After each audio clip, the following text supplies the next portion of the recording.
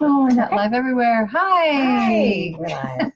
I'm Michelle Plazik, Remax Realty Advantage. And I'm Kim Malden, Remax Realty Advantage. Thanks for joining us today. Yeah, we're back in our office today. Yay. We've been off-site for 4 weeks in a row, Yep. I think. Yep, we've been out of our little space. Mm-hmm. We've had some loud construction noise going on in our space. We found other places to be. Mm-hmm.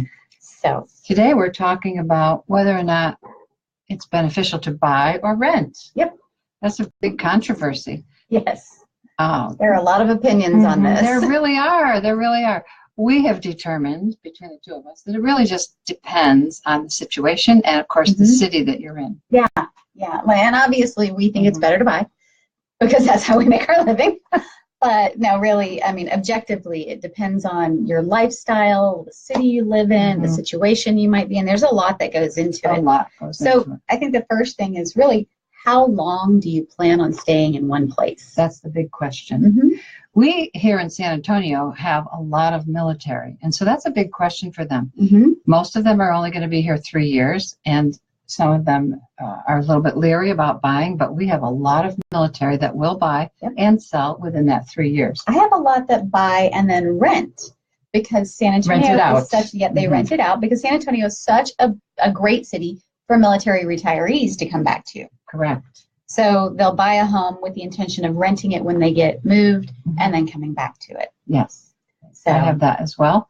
But in my experience, since I've been here for 9 years, I have seen people make money by buying and selling within those 3 years. Within those 3 years, absolutely. San Antonio is a good market for that. Yeah, and actually that was the next thing on the list is, do house prices always go up? No, they don't always go up, but that's why you need to know how long you're going to be there. Yeah. Usually you have to be in a house at least 3 years to break even. Yeah. Just to break even. And the average American moves every 5 to 7 years. So, so by the way, we'll see. Hi, Michael. Hi, Hussein. And hey, Nina. Hey. We got some people joining us today. Yeah. Yay. So if you're going to stay in the house for 5 to 7 years, the average, then it does make sense to buy. In San Antonio, you will cross that line where it's less expensive to buy a house than to rent in that time frame.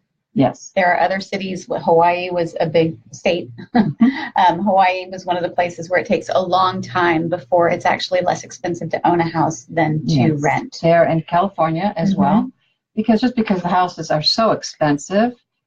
Rent is expensive as well, but it's still cheaper to rent. Right. The other thing, of course, you're always going to want to think about is what kind of lifestyle you live. Yeah. If you're a person who doesn't like to be home and not a homebody, then renting might be better for you. Yeah. If you're someone who is not going to have time on the weekend to cut your grass, or you just don't want to have to deal with any repairs that might need to be done, and you're okay with white walls or whatever the color walls are where you're renting, then, then renting might be a good thing for you. But if you really want to put your own personal stamp on your space where you live and you want to be able to be creative with it, then absolutely. All of that costs money. It right? does. I mean, if you want to change the color of the walls, that costs. Want to change the carpet to wood, that's going to cost you. Yeah. So when you're looking at the whether to rent or buy, it's not just about the money. It's not just about the payment. Right. Because sometimes it can be more and sometimes it can be less, but you have to decide whether you want to pay more in order to change those carpets. And is this part of the lifestyle that you want to live? So there are things to consider. And then, of course, with a house, there's repairs. So if you're one of those people that's good at budgeting and you can put aside some money each month, then you don't really have to worry about when you need a new air conditioner. But if, you would really rather not have to do that, then you want to rent and you want to call the landlord and say, hey, the AC went out. Come fix it. Yep. Okay, so as far as values go, again, it just depends on the city. Really does. San Antonio is a great market. It really is. It does currently, I think it costs more to rent here than it does to buy here. A lot of people nowadays are really looking at this rent versus buy question because of our big collapse that we had in 07 and 08.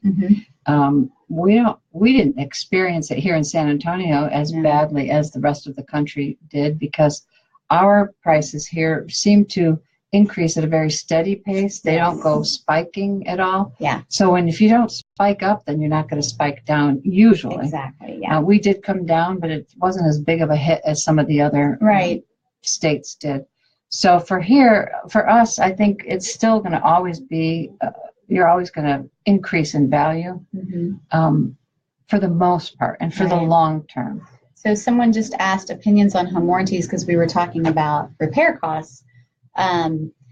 Pros and cons to everything. I would say, keep in mind that most home warranty companies, their job is to, their job is to repair instead of replace. Sorry about the distraction.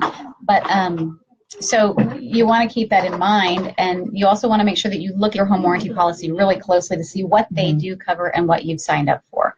So that's important as well on that question. I think our next thing was, how much are you saving on taxes if you buy a house? You really have to take a look at the latest tax changes that were made with the Trump administration. Yep. Because things have changed a little bit. I'm going to close our door a bit. We're busy here today, which is good. It's all kinds of buzz and activity going on. The tax, depending upon where you are in your tax bracket, may determine whether or not you're going to be able to take that standard deduction, or if you're going to be able to itemize as much as you did last year. Right. So you need to talk to your accountant about that. And the biggest chunk of your interest that you're going to pay will always be at the front end of your mortgage. So, depending on the size of the house, or the amount of house you buy, the money amount, the price, that's what I was going for today. Other things too, like we bought a house 2 years ago and completely gutted it. So we had a lot of expense. Yes. So what we were able to do the year before last was take advantage of adding up all of the income tax that the sales tax that we had, because we bought quite a few things. And so we didn't take the standard deduction for sales tax anymore. Right. We were able to itemize that. So things like that, you can itemize and have a better tax deduction than if you were renting. But then again, if you were renting, you wouldn't be doing the renovation. Yeah, that's true. So let's see. And then, hang on. Are you comparing apples to apples? Sorry, we have little notes we made ourselves, obviously, and I can't read. Are you comparing apples to apples? Well, then I guess I'm better off.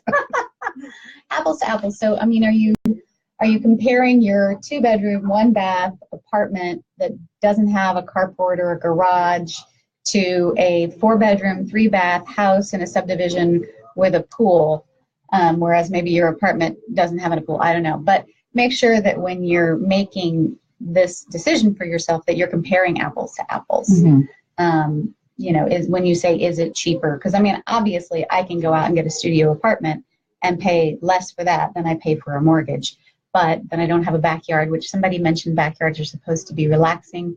That's why you may want to spend the extra money to hire someone to mow it for you. But yeah, you want to be sure you're comparing the same size house to the same size rental, whether it's an apartment or a house, with the same amenities.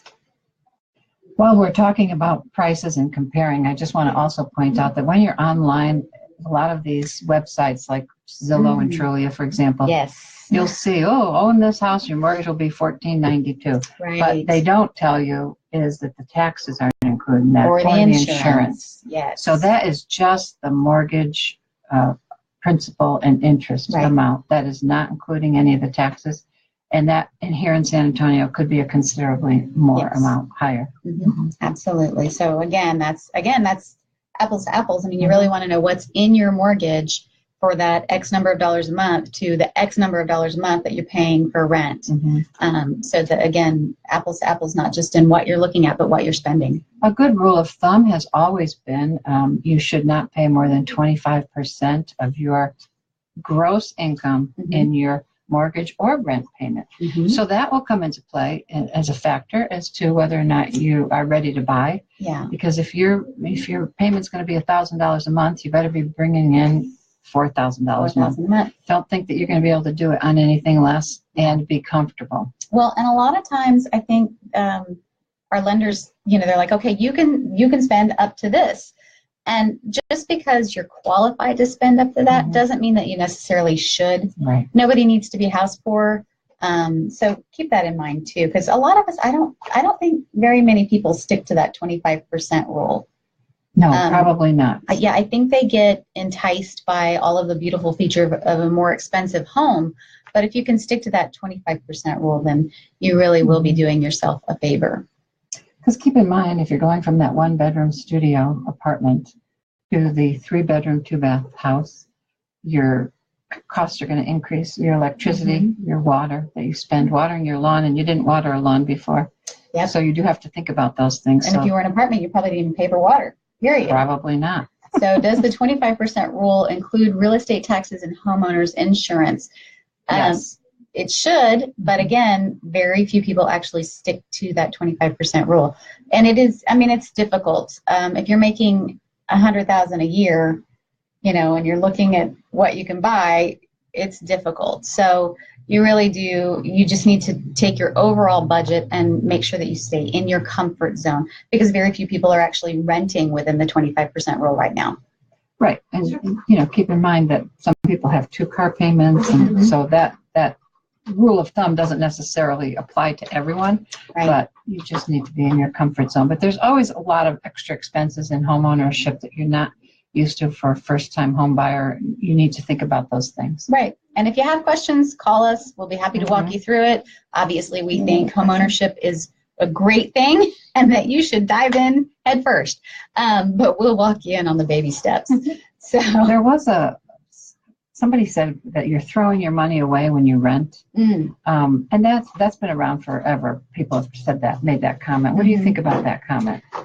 You know, I really think it depends on the person. I do think that a home is a good investment if you're going to keep it long enough for it to earn equity, and then either keep it as a rental if you move on, or cash out your equity and then have that money to put into something else.